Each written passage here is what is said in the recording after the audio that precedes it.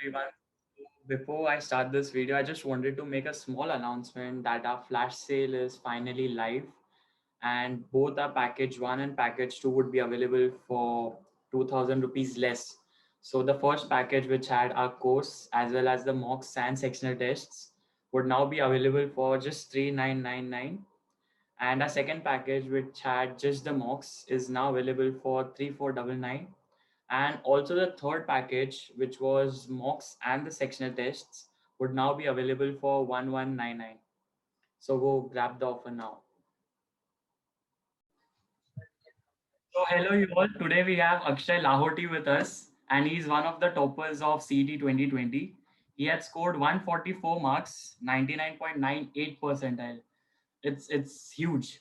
I mean, scoring 99.98 percentile in CET is huge. So Akshay, tell us, how do you feel it? First of all, thank you, Vidhan, for having me here on this amazing platform.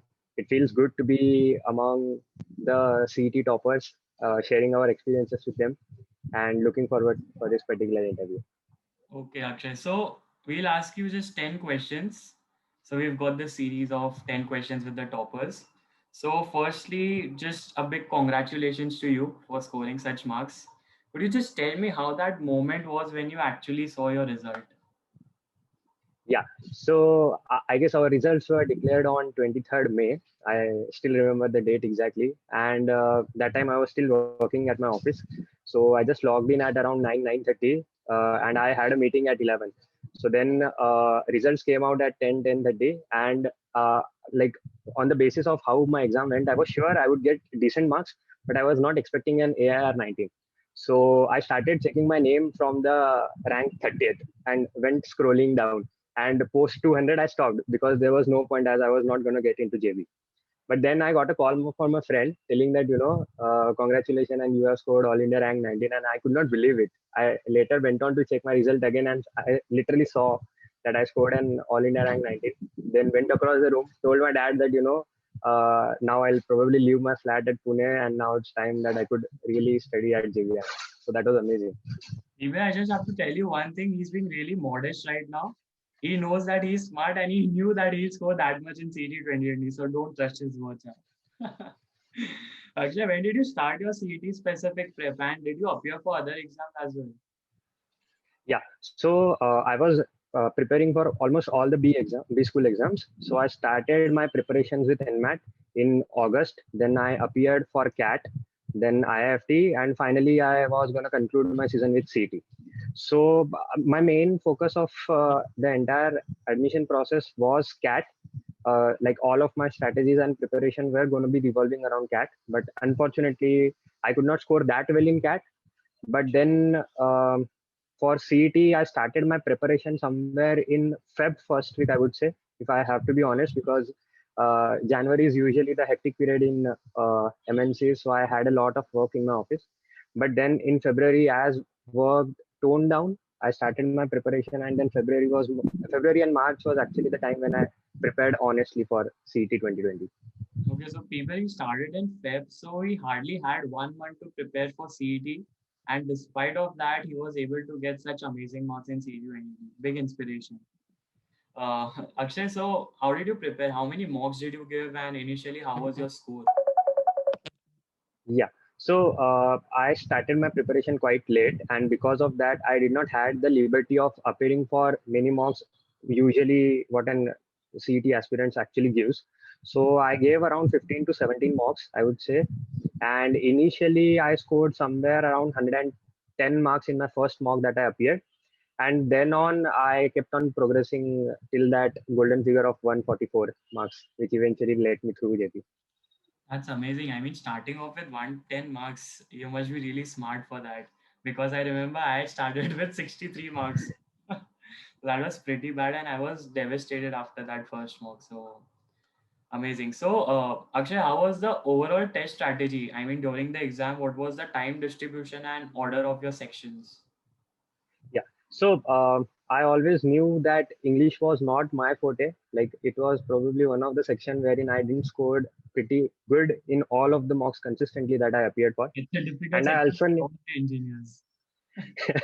true, that's true. So I had this strategy very clear that irrespective of whatever happens, I'm going to appear my English section at last. So even if I am out of time, I won't mind losing out on questions of English. So I started my paper with LR because I felt I was pretty good at that. And I also thought that it was a much more scoring section. Then to have a cool time, a bit of, downtime between two different sections, I appeared abstract. Then I went for quant, and finally I concluded my section with English.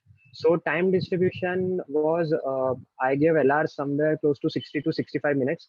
Then I tried completing my abstract in 15 to 20 minutes. Like 20 minutes was the hardbound stop. And I also had a separate time minute mark, like wherein I just have 60 minutes left on my clock.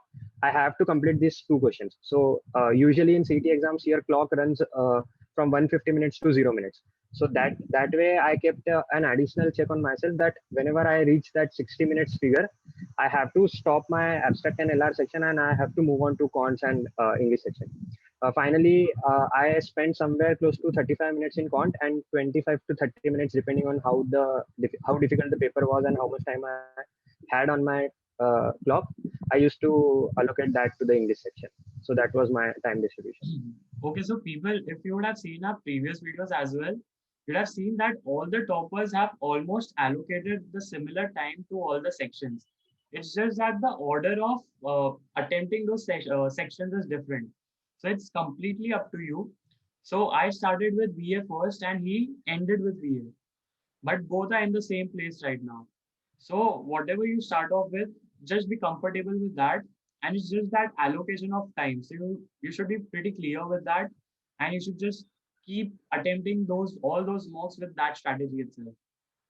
So Akshay, was there any specific strategy for cons and DI? So being an engineer, quants was pretty much the zone with which I was pretty comfortable with. So I never really had a strategy for appearing those questions. What I saw in CET is that you have to make sure that you keep your ego aside.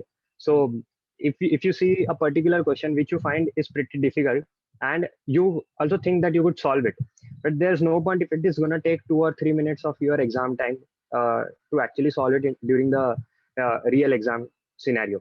So what I learned from my mocks is that while you are going to appear for your CET exam, keep your ego aside. It does not matter whether you are going to solve the most difficult question on this planet and end up getting in JB, or you are going to skip that question and still end up getting at JB.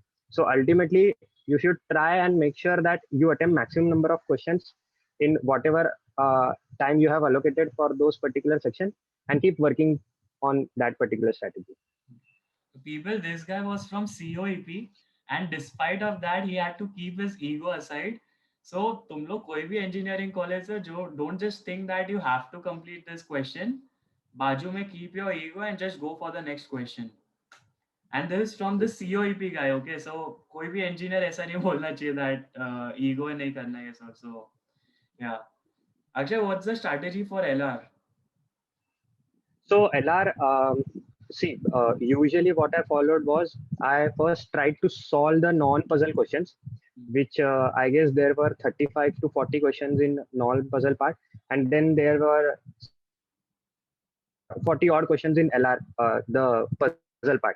So what I did was in the first 20 minutes, I tried to solve those 35 questions of non-puzzle, and then whatever 40 minutes I had on my clock, I made sure that I at least solved 4 set of LR puzzles.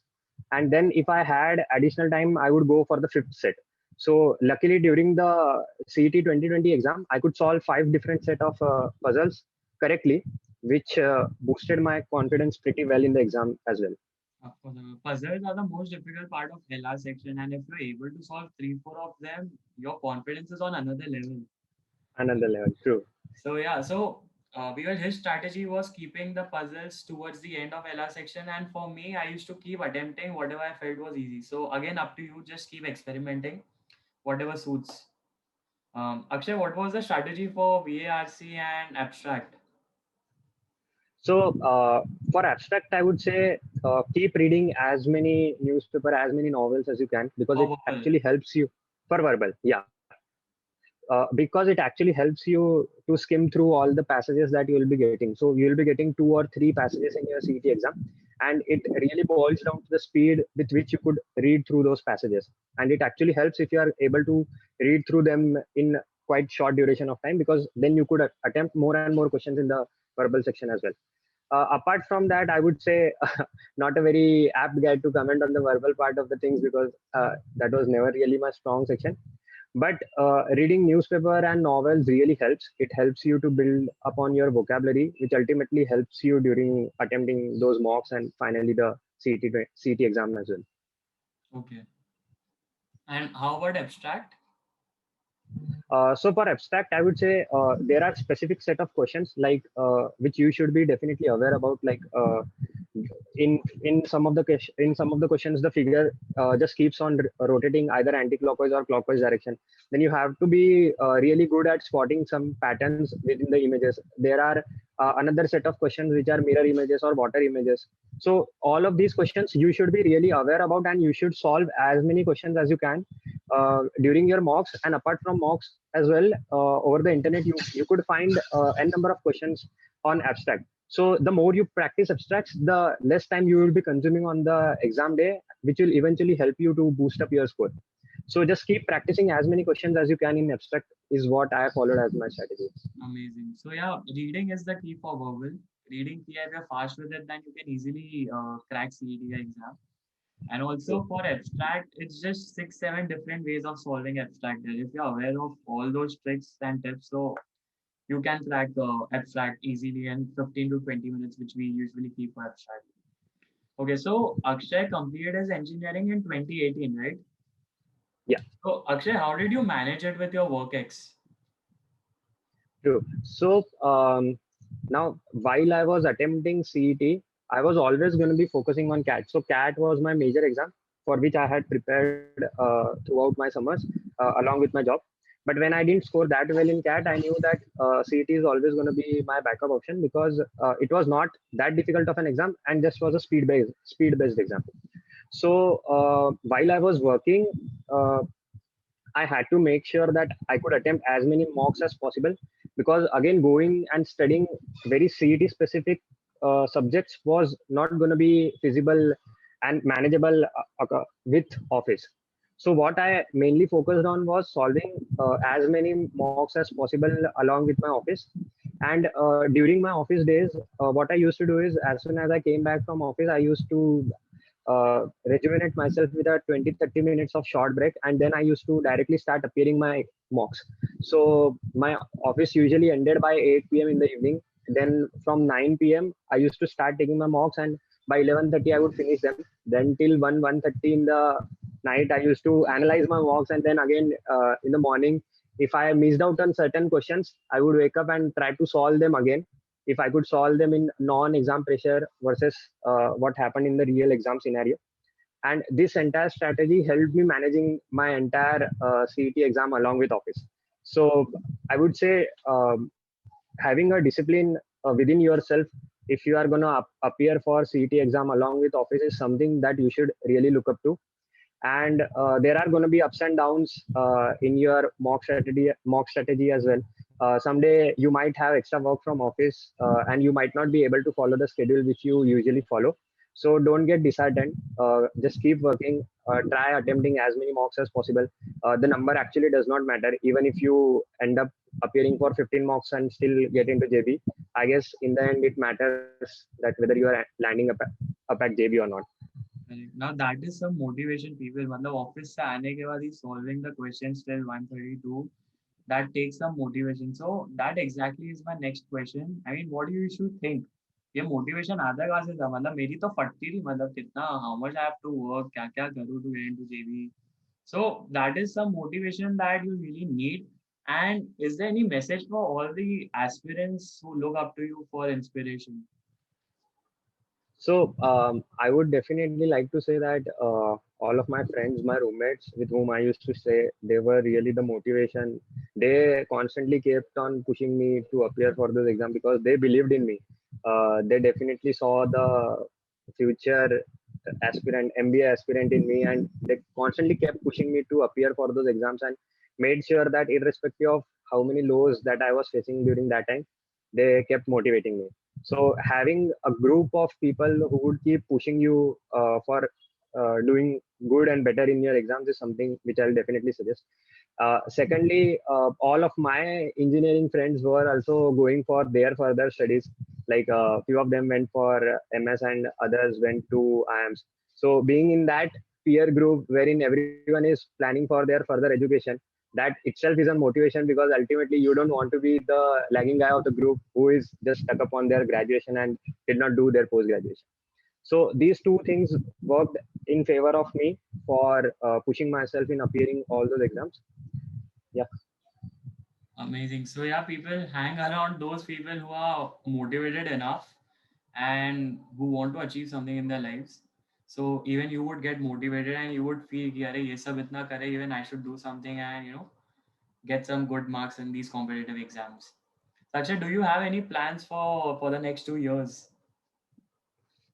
Nothing much. I just want to make maximum amount of my time at JBMS, bond with as many people as I can, and be in the company of people who are as self motivated as I am, who definitely want to achieve much more greater heights in their life. And CET is just going to be another feather in their cap. So I'll definitely be looking out to bond with those people, and being in one of the top B schools of India, I would definitely want to network with as many people as across from other institutes as well. So that is my plan for next 2 years. And I'm sure you will be doing that, Akshay. Thank you so much for your time. That was Akshay Lahoti for you all. Thanks, Akshay, for being Thank with you. us. Thank, thank you, Vedant.